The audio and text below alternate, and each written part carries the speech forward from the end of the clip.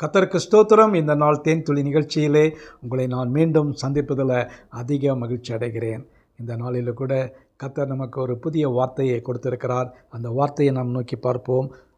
நமக்கு மிகவும் பரிச்சயமான ஒரு சங்கீதம் 103வது சங்கீதம். அந்த 103வது சங்கீதம் நமக்கு ஒரு பெரிய ஆசீர்வாதத்தை கொடுக்கக்கூடியதான சங்கீதம். அந்த சங்கீதத்தில் ஒரு வசனத்தை நான் உங்களுக்கு எடுத்து படித்து காட்டி அதை குறித்து சொல்ல விரும்புகிறேன். 17வது வசனத்தில் கிருபையை குறித்து சொல்லியிருக்கிறது.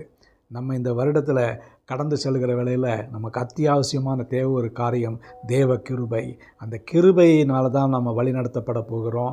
கிருபையினாலே நாம் தொடர்ந்து ஆண்டவருடைய கரத்தை பிடித்து நடந்து செல்ல போகிறோம். அவருடைய கிருபை நமக்கு இல்லாவிட்டால் நம்ம நிர்மூலமாகி போவோம். ஆகவே இந்த புதிய ஆண்டின் துவக்கத்திலேயே அவருடைய கிருபையை நம்ம நோக்கி பார்ப்போம். அவருடைய கிருபையை முழுவதுமாய் பற்றி கொள்வோம். இந்த வசனம் சொல்லுகிறது 103:14-17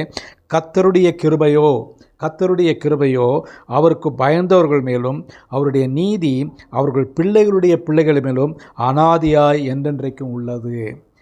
அவர் யார்? கர்த்தருக்கு பயப்படுகிற மக்களுக்கு அது இந்த கிருபை என்றென்றைக்கும் அனாதியாய் இருக்குமாம். அதோடு கூட அவர்களுக்கு பயப்படுகிறவர்களுக்கு மட்டுமல்ல, அவருடைய பிள்ளைகளுக்கும் தலைமுறைக்காக இந்த கிருபை அவர்களை தொடரும். ஆகவே இந்த கிருபை தான் விலையேற பெற்றது. கிருபையே என்று நாம் பாடுகிறோம். அந்த கிருபை நமக்கு அன்மெரிட்டட் ஃபேவர் ஆஃப் காட் என்று சொல்லத்தக்கதான காரியம் இயேசு கிறிஸ்துவின் மூலமாக நமக்கு கொடுக்கப்பட்டிருக்கிறது. அந்த கிருபையை நாம் பற்றி கொண்டு இந்த புதிய ஆண்டின் தொடக்கத்திலேயே நடப்போம். அவரோடு கூட வாழுவோம்.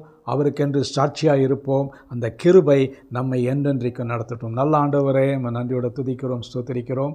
உம்முடைய கிருபைக்காக நன்றி செலுத்துகிறோம். உம்முடைய கிருபை தான் ஐயா எங்களுக்கு வேண்டும். இந்த வருடம் முழுவதிலும் உம்முடைய கிருபை எங்களை கரம் பிடித்து வழிநடத்த வேண்டுமா ஜெபிக்கிறோம். மீட்பர் இயேசுவின் நாமத்தில் ஜெபிக்கிறேன் நல்ல பிதாவே.